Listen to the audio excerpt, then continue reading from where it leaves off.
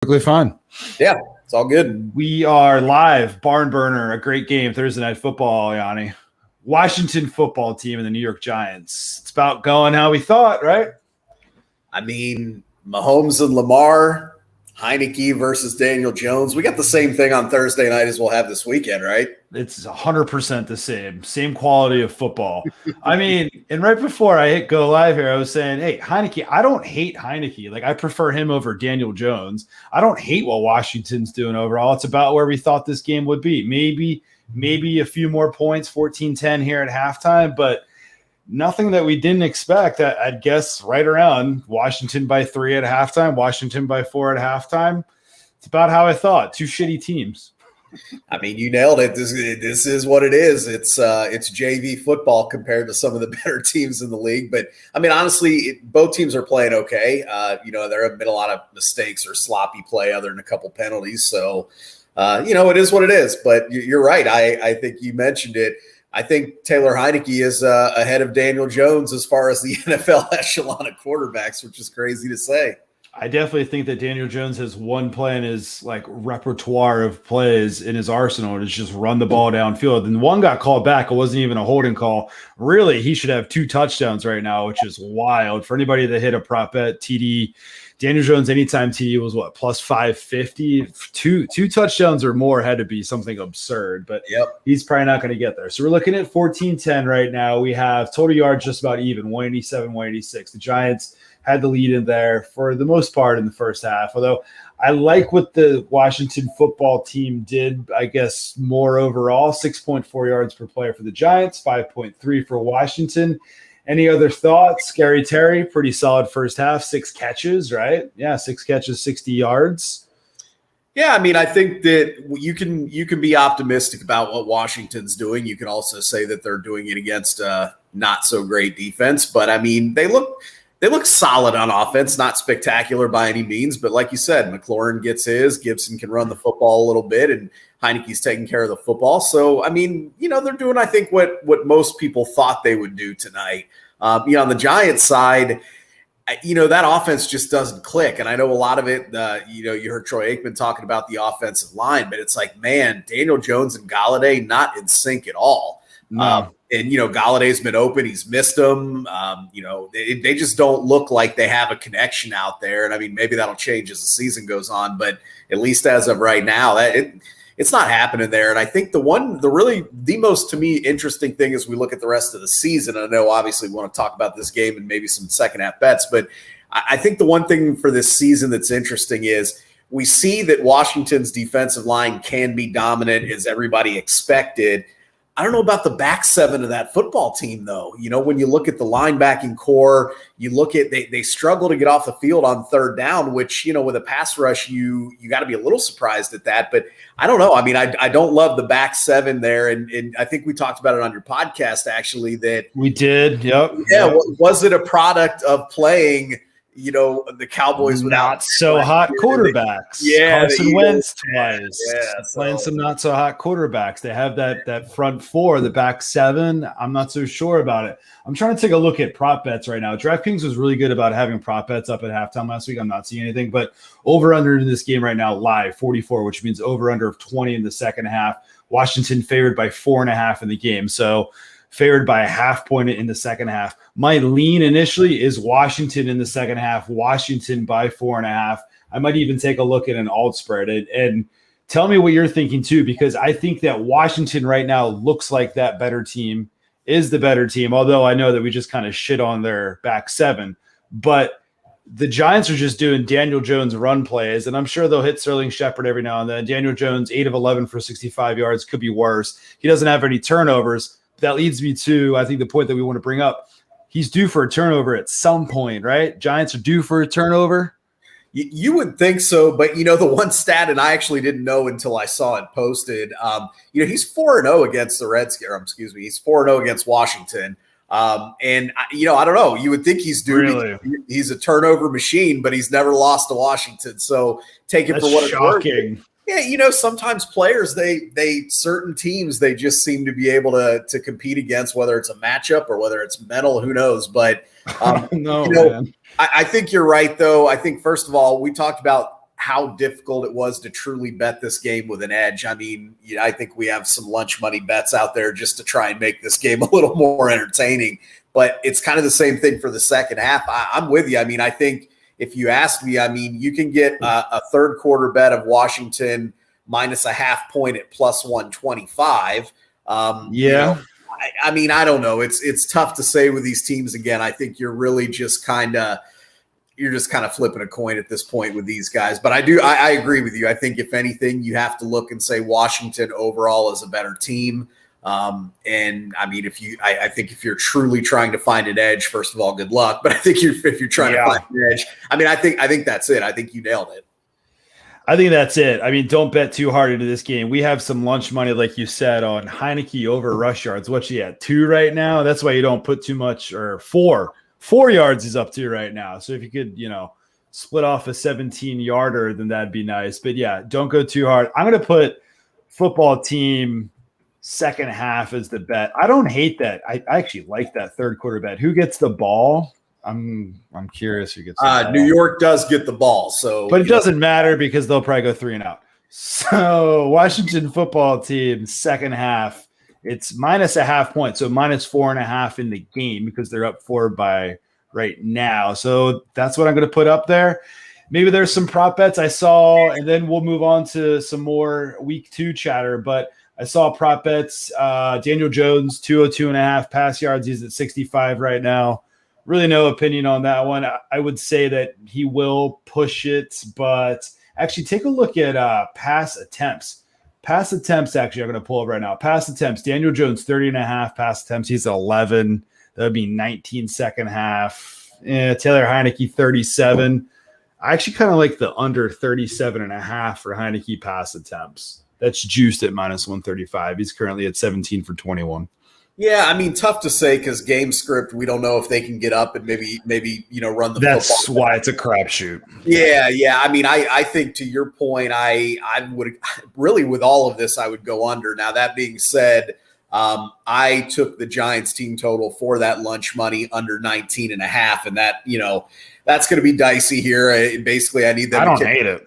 No, I mean, I need them to kick field goals and not get in the end zone is really what it comes down to here, which, I mean, at this point, you could say it's a coin flip. But I think, again, we're looking at teams that offensively are not great, even though, again, Washington has looked solid at times. They can run a little bit of throwing with McLaurin. I mean, Dimey Brown, he's a weapon that's been open. I know they've got it to him once or twice out there, but I don't know. I think you're right when you look at those second half lines that if you are going to bet them, I think you have to lean Washington. I think you have to lean unders. I mean, I think just that's kind of the flow. But again, I don't know how you find an edge with that outside of just saying that seems to be what should be the case.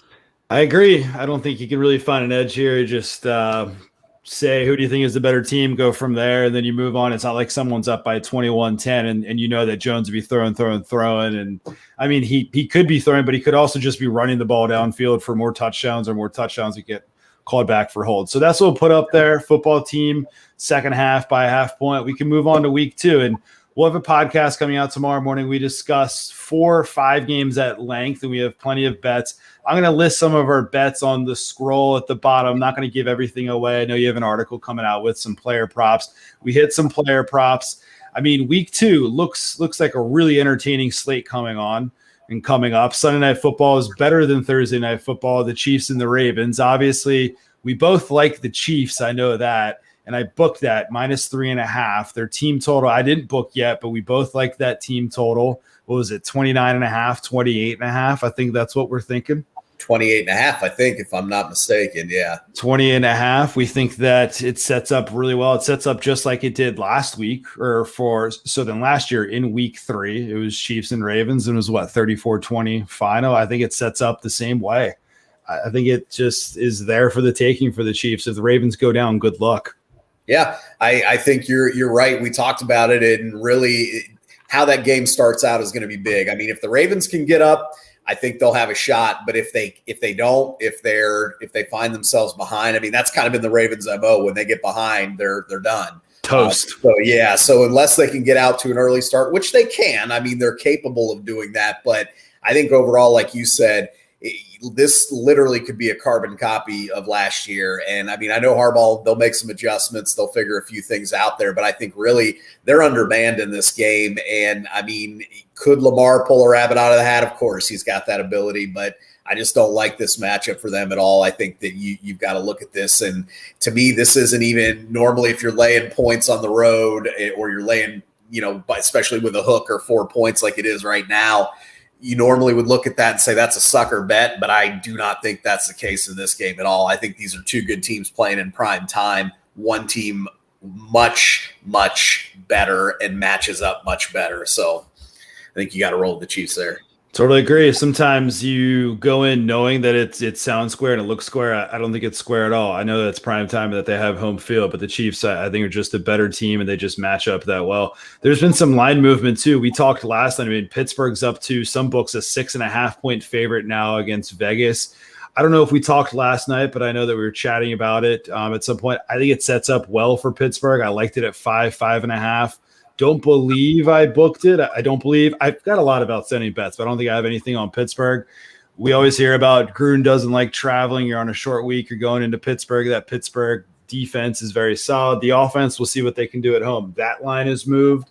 Could it be potentially a teaser leg for some people? Maybe. The Cowboys we talked about as a potential teaser leg. I know that they're not at home and an underdog, which is great place for a teaser leg, but they're on the road. They're going to have plenty of home fans there. They're 3.5 point dogs. I know they've sustained some injuries. They get Zach Martin back. Dak looked awesome. People are big on the Chargers, but maybe pump the brakes a little bit. I like that getting teased up to, you could even get 10 if you tease it by 6.5, right? Yeah, I mean, I think that'll move to probably -4 most likely. And I think the interesting one you mentioned is Pittsburgh there. And unfortunately, if you haven't bet that, you're going to lose some line value there for sure, because obviously they're getting pounded as a favorite as they often do. But the more you look at that, it does shape up really well for them. I think that they've got an opportunity to really establish themselves as a contender. And I think they'll do it. I think the Ravens coming off that huge win, it's going to be a little bit of a deflating spot for them. But my buddy Bale says, "Fly Eagles, fly." So fly Eagles, fly, right? Yeah, I'm definitely an Eagles fan. Do I have a bet against the Eagles at this point? Yeah. Is it a bit of an emotional hedge? Yeah. San Fran -3. I said last night as we were talking with JJ as we were recording, I said if that gets down to 3, I'm going to take it. JJ said it's down to 3 at DraftKings. It was like, you know what? I'm going to do it. I think this is a different caliber team. San Fran, they stayed at – I looked up the name of that hotel in West Virginia. Now I forget it all off the top of my head. They love that week of staying on the East Coast. They don't even need to get right. They won in week 1. I mean, they had a little bit of a scare late. Different caliber of football team, different caliber of coach. I'm definitely an Eagles fan. I like San Fran in this spot. Thoughts? Yeah, I mean, I think, again, matchup in that game, I don't think – the Eagles match up well with a lot of teams, but I don't know that they match up well with San Francisco. I think San Francisco has an edge there. But, I've got to say, I'm reading that comment. It's so good. Awesome. Schmidt's so good with his comments. It just makes you lose your train of thought. I know. But no, I think, I'm telling you, and we talked about it on our season preview, I think that the Eagles are in a position to win that division or at least very much challenge the other teams there. You can see Bale says take the Eagles at home. He lays out a good case there. Yeah, I would say this, that there's a handicapper that I have followed for probably 10 years now, who is one of my, I would say, most trusted voices when I look. And hopefully not Vegas Dave. Not Vegas Dave. Not Vegas Dave? Okay. No, Good. I mean, I'm not going to lay a 4,000 -4,000 whale play. Whale play. Yeah. But no, and he loves the Eagles this week. It's his favorite play. So I do have to say that, even though I don't agree with him, that really, really made me cautious. Not been the better either, no. He's not Jim.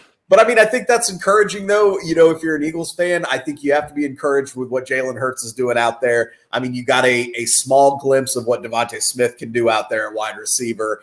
The reality of it is they have good players on both sides of the ball. They're not the most complete team in the league, but they have good players on both sides of the ball. And, I mean, I feel like when you have a quarterback like Hurts, who's basically a Kyler Murray type of player, Mm-hmm. you have a chance any week. You know, a lot of teams, even good teams, can struggle against quarterbacks that have that run pass option there. So that should be a really fun game to watch. Personally, I'm leaning San Francisco on that. But again, someone I really, really respect, loves the Eagles in that one. You saw Bale lay out the case for the Eagles there. You can't, in my opinion, I mean, unless you have a strong feeling either way, for me, that's a pass. But that's just my take. It's a pass. I mean, I took San Fran at -3 because I said I was going to put my money where my mouth is and bet against my own team. But there it is. I mean, would it shock me if it's 26-24 final? No, Eagles cover the spread and then it lands right on that 50, which is the over-under. 26 and 24 adds up to 50, right? Yeah. This is, I mean, honestly, this is a huge barometer test for the Eagles in that game. If they can win this game, I think you got to take notice and say that they can legitimately compete in that conference. Again, I personally don't think it's going to happen, but if it does, if they start the season 2-0 with, a big road win, a road win, and then they beat San Francisco, who most people believe is a contender, I think you'd have to look at them and say, I mean, they're in it. And that's got to be exciting, I think, because what was their season win total? 7.5? 6.5. 6.5. And I mean, that's already trending over. I mean, if there has to be an adjustment right now, I'd say 8 flat, and 8 is still sub 500. I mean, so if they compete in this game, it should be 8.5, 9 easily. And if they win this game, like you said, they're contenders. They're definitely favorites to win the NFC East, depending what the Cowboys look like in in LA on Sunday. And then, I mean, they play the Cowboys head to head in week 3. I mean, yeah. Well, spend a lot of time on the Eagles, but it's worth spending time because this is a pivotal week 2 matchup. It is. And again, I mean, we can say that the NFC East is again, JV, whatever. And Bale had pointed this out from the beginning that they have a really weak schedule, and they do. And just as the case last year, I think how these teams perform in the division is going to be tricky. Great comment on there too. If you think about this, one of the biggest strengths the Eagles have had for years is their run defense. Really, ever since Fletcher Cox has been there, they've been a tough unit to run on in the way they scheme. The 49ers have proven they can run on everyone. So you've got strength versus strength in this game, which is another reason why I think it's going to be a really good barometer test here, because can the Niners do what they do, which is run the football on anyone? Can the Eagles shut them down? I mean, if they shut them down, I think they've got a legitimate chance to win the game. So, it's going to be interesting. And again, it may not seem like it when you've got a game like the Chiefs and Ravens, but this is a sneaky good, important, and potentially exciting football game that they have this weekend. All in the 1 p.m. slot. It's a really exciting game, not just for us Eagles fans, but you're not even an Eagles fan, just a football fan in general. This is a pivotal game. Spent like 5 minutes on that. I know the second half has started, but other things that we've bet on. I know Justin Herbert, we mentioned on the podcast last night, it was 297.5 pass yards. Bet the over. I saw it up to 303.5 earlier. We think he goes over on that. Yeah, just keep betting it over until it hits like 3 teens, I'd say. And I definitely like that one. There's probably plenty of other things. We talk about the Bills on the podcast. That'll be coming out tomorrow morning. There's definitely another game. We talk about the Eagles and Niners even more at length than we just did. But I have a feeling that those 2 teams will be 2 teams that we showcase throughout the year. And I'm pleasantly surprised. But you called it in the offseason. Eagles over 6.5.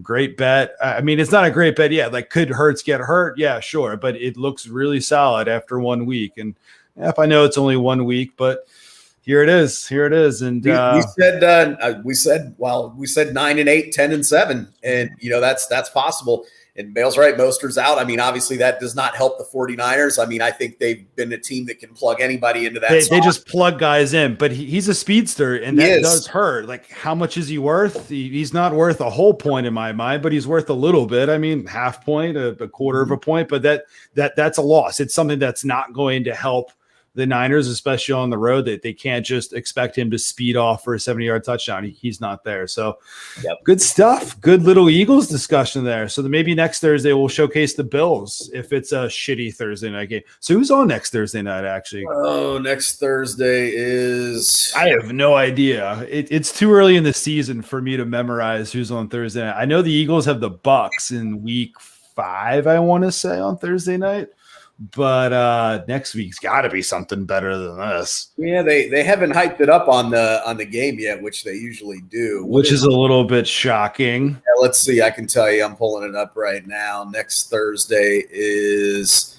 Oh, that's actually they did put on there. Panthers Texans. Not Texans. Not so great next week actually, but you know what? Kind of like we're talking though. These are not two of the best teams in the league, but two underrated teams. The Panthers for sure. And yeah, Purdue, McNeese State. I got you on that, man. That's not bad considering what we watch, but you know, the Panthers are going to be an interesting team to watch. I like what that organization is doing. Obviously, you know, Darnold. That's kind of the question mark there, but the rest of that lineup, that defense is good, man. It's a solid team. I think we picked them to go over their win total. Panthers are an intriguing team, and maybe it'll be a Tyrod Taylor over rush yard bet prop. Although this week I'm probably going to lose my Heineke over rush yard prop. I guess we should have taken Daniel Jones, who's at 82 now. Well, there's 82 rush yards. There's still a half of football in the way these teams, give up busted plays. I mean, that could happen on one bootleg out to the left there. So just give me one. Just give me one. Is it 2 for 4 yards? So solid live stream. We'll be back Sunday night. I know we weren't here Sunday night last week. Had some plans throughout the day Sunday, but Sunday night football. And then the Cowboys and Eagles. I don't know if we're going to do every Monday night football game. Cowboys and Eagles are in 2 weeks. I know that we'll be live for that one. That's a Monday night football game. It's the Eagles only have 2 scheduled right now, primetime games. It's early in the season, Cowboys and Bucks, but looking forward to that one. A lot more than Panthers and Texans next Thursday, but they all can't be good. There's so many primetime games that they all can't. And the league knows what it's doing by putting the league knows what it's doing by putting teams like the Lions in primetime early, and the Texans. They know they can't do that. Get it out of the way. That's it. Yeah. You got to kind of get through some of these games early because they can't put those teams in at the end of the season. So can't have that on like December 2nd, the Texans in prime time. They don't have Deshaun Watson out there. So, all right, Yanni, let's get this football team second half. Maybe Heineken can rip one off. Maybe you'll get your team total under. Looks like the Giants scored their 13, but it's just some lunch money bets, and our real money will be this Sunday. Podcast coming out tomorrow. Wager. Look for it. A lot of good stuff on there. Appreciate it, man. Good times. All right. We'll talk to you real soon. Talk to you later.